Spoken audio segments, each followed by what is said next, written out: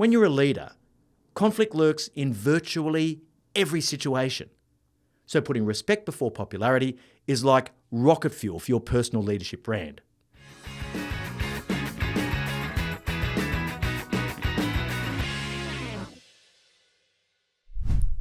Welcome to Moments with Marty, your short, sharp shot of leadership insight to help you stay on track between our weekly episodes of the No Bullshit Leadership podcast.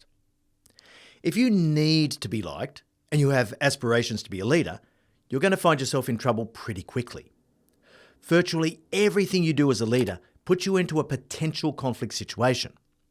Seeking popularity will stunt your leadership growth.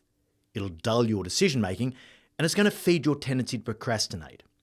Popularity doesn't matter. Respect does. This is why you need to be psychologically comfortable with the concept of doing the hard things that may make you unpopular. The leader's mantra has to be respect before popularity. Just think about all the ways that your popularity is going to be threatened in the day-to-day arena of leadership. Think about building team capability and performance. You have to be able to challenge, coach, and confront your people in order to build team capability. Now, many leaders believe that keeping people happy is what drives their discretionary effort. And that's such an easy cop-out to make so that you feel okay about avoiding any conflict. But if you don't challenge your team, it's going to grow weak. When people aren't pushed or stretched, their performance is going to be mediocre relative to their potential. People can't give their best if you don't help them bring it out. Great team builders put respect before popularity. How about negotiation? Negotiation is, by definition, a conflict situation. If you can't sit comfortably in this conflict, you can't optimize the outcomes for your business. You'll make poor decisions. You won't be able to listen well enough, which means you won't be able to align your position with your counterpart's position. You'll simply make bad deals. Great negotiators put respect before popularity. How about creating a culture of robust challenge?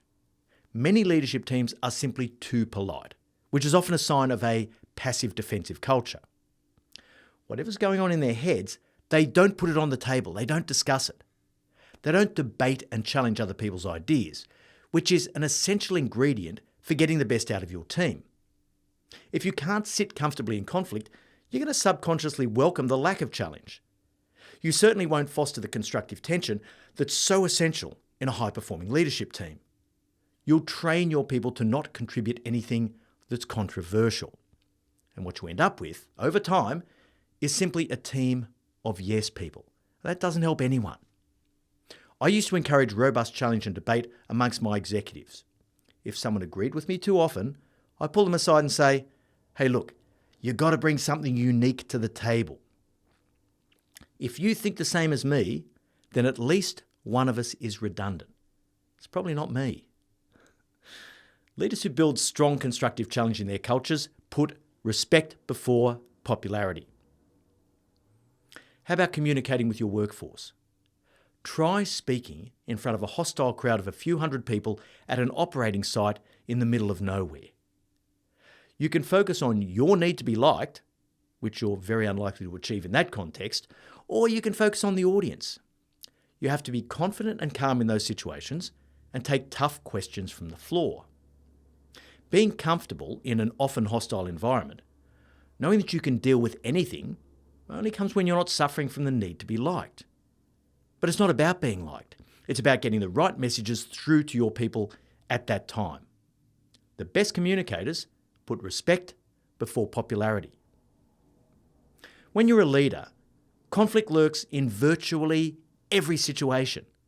So putting respect before popularity is like rocket fuel for your personal leadership brand. For more depth on this insight, have a listen to episode 1 of the No Bullshit Leadership podcast, Respect Before Popularity. We'll leave a link in the notes. I really hope you enjoyed this moment and that it gives you that extra little spark to be a no bullshit leader.